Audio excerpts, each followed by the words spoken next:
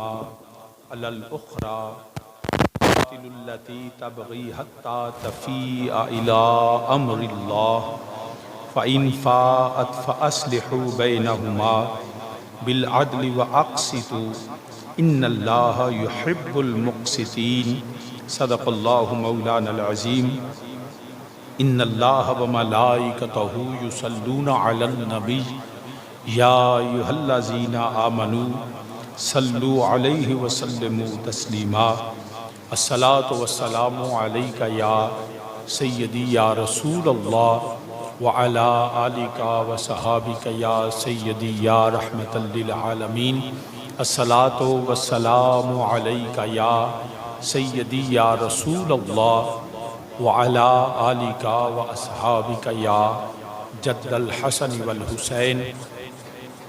یہ اوپر والا بھی چل رہا ہے، اب وہ بند کر دے اس کو، کوئی بتنے اتنے ہیں. حمد و ثنا اللہ وحدہ لا شریک کے لیے جو واجب الوجود اور موصوف بالذات ہے. ساری کائنات وحدہ لا شریک اللہ کی محتاج ہے، اور میرا پاک رب ساری کائنات سے بے نیاز ہے. بے حد درود و سلام امام الانبیاء خاتم النبیین شفیع روز جزا سید الانبیاء محمد الرسول اللہ صلی اللہ علیہ وآلہ وسلم کی بارگاہ بے کس پناہ میں، اور آپ صلی اللہ علیہ وآلہ وسلم کے وسیلہ جلیلہ سے جمیع انبیاء کرام، اصحاب رسول، ازواج رسول، اجداد رسول، اولاد رسول صلی اللہ علیہ وآلہ وسلم کریم آقا علیہ السلام کی ہر نسبت پہ بے حد درود و سلام. عالی مرتبت قابل صد احترام برادران اسلام، میں نے قرآن کریم کی سورہ الحجرات سے چند الفاظ تلاوت کیے ہیں. اس جو میں نے آیا کریمہ پڑھی، پاک رب نے اس کا ترجمہ پہلے سماعت فرمائیے.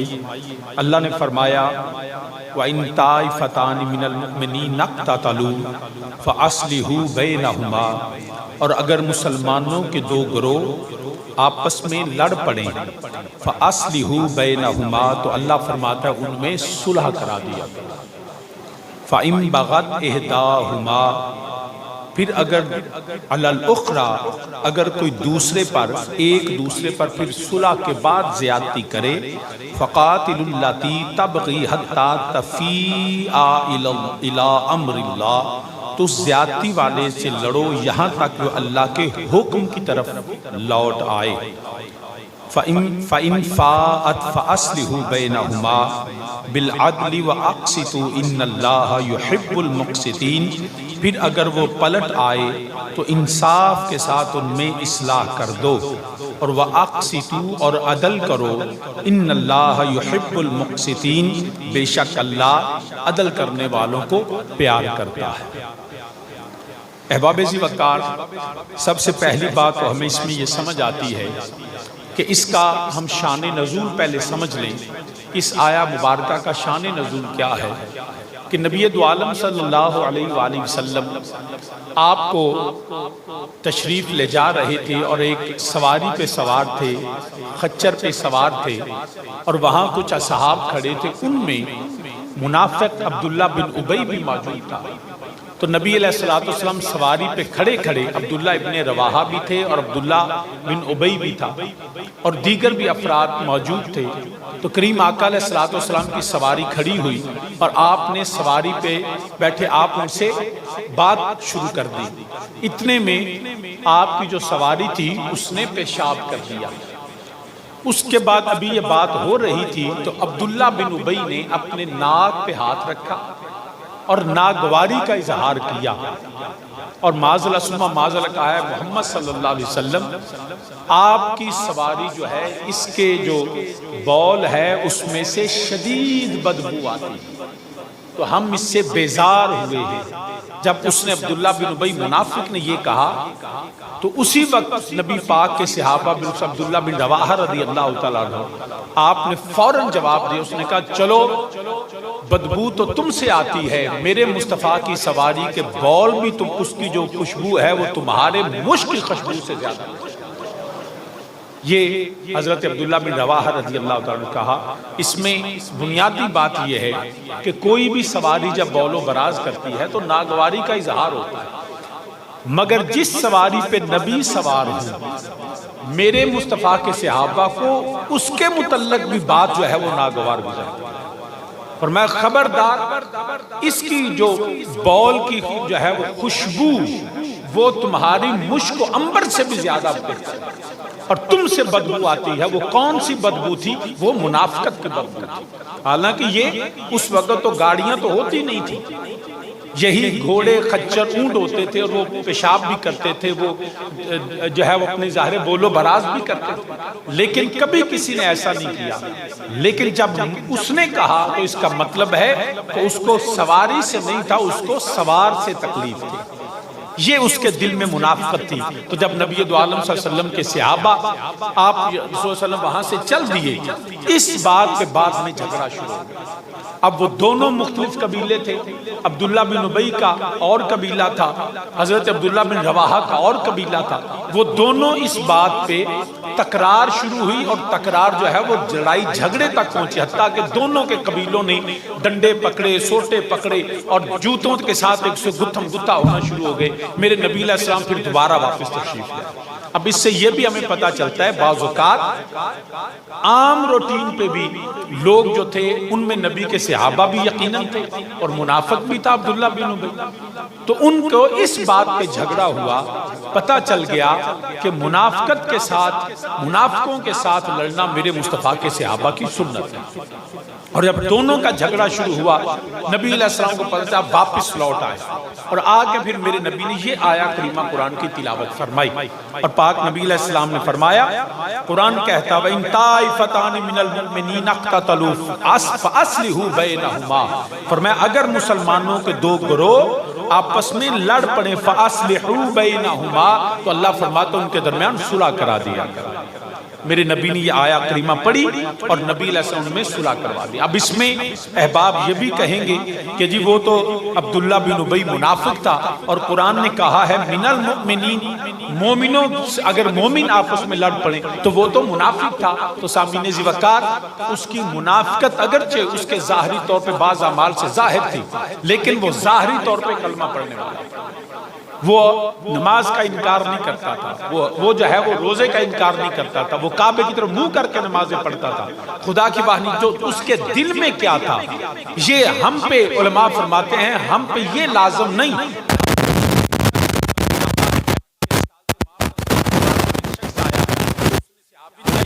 اس شخص نے غلام بندے کو قتل کر دیا، حالانکہ اس نے کلمہ پڑھا تھا۔ ہوا یہ کہ دوران جنگ لڑتے لڑتے نبی ایک صحابی نے کافر کو گرا دیا اور تلوار اٹھا کر اس کو قتل کرنے لگا۔ اس نے جلدی سے کلمہ پڑھ لیا کہ میں گواہی دیتا ہوں اشہد ان لا الہ الا اللہ وحدہ لا شریک لہ واشہد ان محمدا عبدہ ورسولہ، تو میں گواہی دیتا ہوں اللہ کے سوا کوئی الہ نہیں، اور محمد صلی اللہ علیہ وسلم اللہ کے آخری رسول ہے۔ تو اس کے باوجود اس صحابی نے اس کو قتل کر دیا۔ میرے نبی علیہ السلام کی بارگاہ میں یہ مقدمہ پہنچا تھا، تو آپ صلی اللہ علیہ وسلم فرمایا کیوں بھائی تم نے اس کو قتل کر دیا؟ اس نے کہا یا رسول اللہ صلی اللہ علیہ وسلم، اس شخص نے موت کے ڈر سے کلمہ پڑھا تھا، تو دل میں ایمان نہیں تھا۔ میرے نبی نے فرمایا تم نے اس کا دل چیر کے دیکھا؟ تمہیں کیا پتا اس کے دل میں کیا تھا؟ اس سے ہمیں پتا چلا کہ حکم ظاہر پہ ہوتا ہے، دل میں کیا ہے یہ ہمارے ذمہ نہیں، یہ اللہ جانے، اللہ کا بندہ جانے۔ ہم نے ظاہری صورت کو دیکھنی ہے، اس لیے یہ بات ہمیں سمجھ لینی چاہیے۔ ہم کیا کرتے ہیں، ہم لوگوں کے دلوں کے خیالوں کو اپنے الفاظ میں کہتے ہیں اس کے دل میں یہ ہوگا، اس کی نیت ایسی نہیں تھی۔ ہمیں شریعت نے یہ اجازت نہیں دی ہے ہم کسی کی نیتوں اور دلوں کو چیک کریں، وہ اللہ جانتا ہے یا اللہ کی اطاعت سے اللہ کا رسول جانتا ہے۔ ہمیں ظاہری طور پہ جو مسلمان اپنے آپ کو کہتا ہے، جب تک اس کا ظاہری کفر ثابت نہ ہو جائے تب تک ہم اس کو مسلمان، اگر اس کا ظاہری کفر ثابت ہو جائے اور پھر وہ کہے میں جیسے قادیانیوں کا، تو قادیانی اپنے آپ کو مسلمان کہتے ہیں، لیکن ان کا سب سے بڑا کفر ہے کہ وہ میرے نبی کے بعد نبی مانتے ہیں مرزا ملعون کو، تو یہ ان کا کفر واضح ہو گیا۔ اب ان کا اسلام کا خود کو مسلمان کہنا قابل قبول ہے نہیں ہے، تو جب تک کسی کا کفر واضح نہیں تب تک اس پہ ہم اس کو مسلمان ہی سمجھیں۔ اس کے دل کی کیفیت کیا ہے یہ خدا جانے، یا خدا کی اطاعت سے میرا منہ کپا جاتا ہے۔ تو اس لیے من المؤمنین اس پہ ظاہری حکم عبداللہ بن ابی پہ بھی مسلمانوں والا تھا، یہ تو نبی علیہ السلام اور احادیث کی روشنی میں بعد میں اس کی منافقت جو تھی وہ صحابہ پہ بھی یہاں تھی، اسی لیے نبی علیہ السلام اس کا جنازہ بھی پڑھا۔ بعد پھر حکم آیا کہ آئندہ سے منافق اور کفار کا جنازہ جائز نہیں ہے۔ تو عالی مرتبہ سامعین، نبی علیہ السلام نے قرآن کی یہ آیا کریمہ ان دونوں کو سنائی، وَإِن طَائِفَتَانِ مِنَ الْمُؤْمِنِينَ اقْتَتَلُوا، کہ جب دو مسلمانوں کے گروہ آپس میں لڑ پڑیں فَأَصْلِحُوا بَيْنَهُمَا، تو اللہ فرماتا ہے ان کے درمیان صلح کرا دیا کرو۔ تو نبی علیہ السلام نے دونوں قبیلوں کے درمیان صلح کروا دی۔ پھر قرآن نے کہا، قرآن نے اصول بیان کر دیا، فَإِن بَغَتْ إِحْدَاهُمَا عَلَى الْأُخْرَى، فرمایا پھر ایک اگر دوسرے کے ساتھ زیادتی کرے، اس صلح کو توڑ دے اور زیادتی پہ اتر آئے، پھر قرآن نے اگلا حکم دیا، فرمایا فَقَاتِلُوا الَّتِي تَبْغِي حَتَّى تَفِيءَ إِلَىٰ أَمْرِ اللَّهِ، تو فرمایا پھر جو زیادتی کرنے والا، صلح کو توڑنے والا ہے، پھر سارے متحد ہو کے اس کے خلاف لڑے، جب تک کہ وہ واپس اللہ کے إِلَىٰ أَمْرِ اللَّهِ، جب تک وہ اللہ کے حکم کے مطابق لوٹ نہ آئے اور اپنی بغاوت کو چھوڑ دے۔ یہ ہے قرآن کا حکم۔ اور پھر یہ قرآن نے کہا فَإِن فَاءَتْ فَأَصْلِحُوا بَيْنَهُمَا، فرمایا جب وہ لوٹ آئے تو فرمایا پھر صلح کروا دو، جب لوٹ آئے تو پھر صلح کروا دو۔ اور پھر کیسے صلح کروانی ہے؟ بالعدل، عدل کے ساتھ، کوئی کسی کی بے جا حمایت نہیں کرنی، بالعدل، عدل کے ساتھ کرنی، وَأَقْسِطُوا، اور اصلاح کرو، عدل کرو، بے شک ان اللہ یحب المقسطین، بے شک اللہ جو ہے عدل والوں کو محبت کرتا ہے۔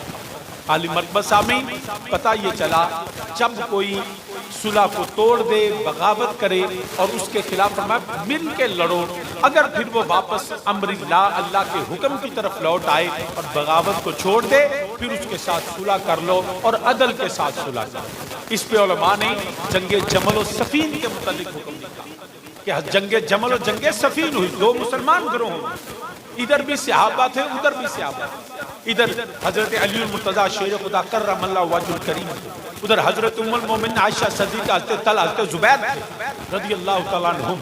تو اب دو مسلمان گروہ تھے، تو ان دونوں نے جب ہوا تو حیدر ان کے جو دیگر طلحہ زبیر والے رضی اللہ تعالیٰ عنہما صحابہ تھے، ان سے اجتہادی معاملے میں اجتہادی خطا ہوئی اور انہوں نے علی کے خلاف راشدہ کے خلاف جب ایسا حکم آیا تو علی المرتضیٰ نے قرآن کے اس حکم کے تحت، کیونکہ کسی کو جائز نہیں تھا کہ وہ علی المرتضیٰ کی خلافت میں ان کے خلاف لڑے، خروج کرے، تو جب علی پاک نے اس کے بعد پھر جب انہوں نے صلح کر لی تو قرآن کے حکم کے تحت علی پاک نے ان کو مومن سمجھا اور اس صلح کو قبول فرماتے ہوئے ام المومنین کو عزت احترام کے ساتھ، وہی جو مومنوں کی ماں کی شان ہے، اس احترام کے ساتھ واپس مدینہ طیبہ میں۔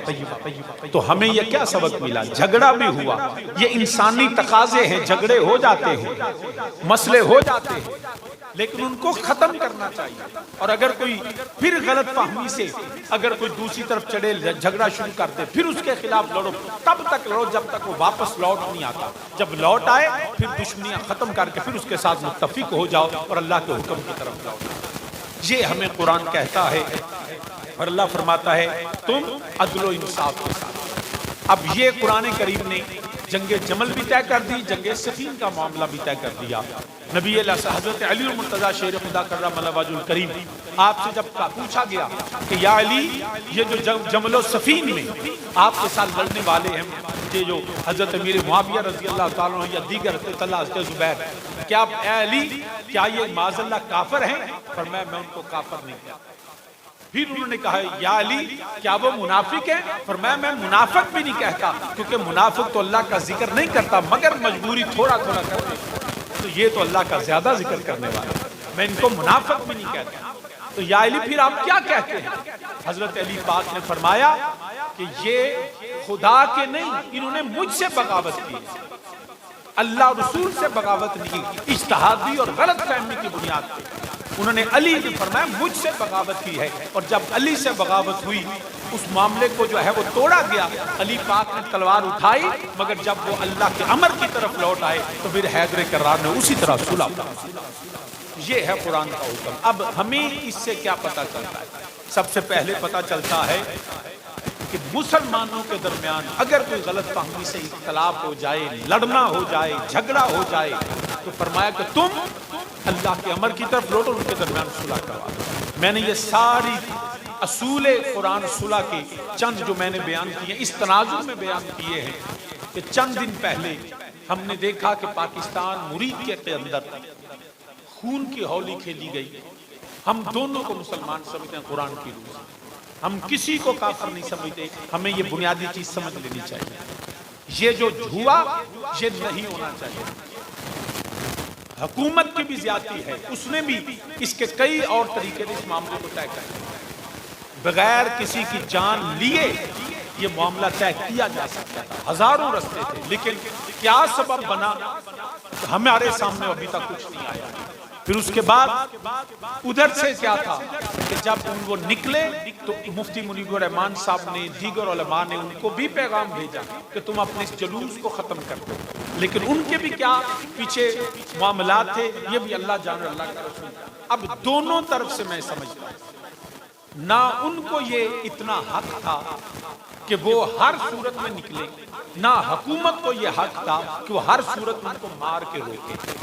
تو میں یہ سمجھتا ہوں یہ دونوں مسلمان گروہوں سے دونوں طرف سے معاملہ ایسا ہوا جس کی وجہ سے امت مسلمہ آج سخت تکلیف۔ ہم یہ سمجھتے ہیں اس وقت سب سے زیادہ ضروری یہ ہے جو قرآن نے کہا، اب اگر وہ لوٹ آئے ہیں تو ان کو جو ہے تحریک والوں کو دشمن نہ سمجھا جائے، ان کو ملک کا غدار نہ سمجھا جائے، ان کو وہی سمجھیں کہ یہ بھول گئے تھے، اس لیے اب واپس ان کو اسی قانونی حقوق کے تحت جو ہے ان کے ساتھ روا رکھنا چاہیے، عدل و انصاف کے تحت۔ اور اسی طرح حکومت کی بھی جوڈیشل کمیشن بننا چاہیے جو اس واقعہ کی تحقیق کرے کہ یہ واقعہ اس طرح کیوں ہوا۔ دونوں طرف سے میں سمجھتا ہوں، میں ذاتی اپنے جو میں نے قرآن و سنت کے مطابق، کیونکہ جان جو ہے یہ اللہ اور اس کے رسول کی امانت ہے، جان اللہ اور اس کے رسول کے لیے دی جا سکتی ہے۔ یہ معاملہ ایسا نہیں تھا کہ ہم کہتے ہر سو، کیونکہ یہ ہم غزہ میں جنگ نہیں کر رہے تھے، یہ اپنے ملک میں ہم ایک آواز کو بلند کر، جو ان کا حق تھا آواز بلند کرنا۔ ہو سکتا ہے میری اس رائے سے کسی کو اختلاف ہو، لیکن میں اپنی دانش میں جو میں نے قرآن و سنت کو سمجھا کہ ان کا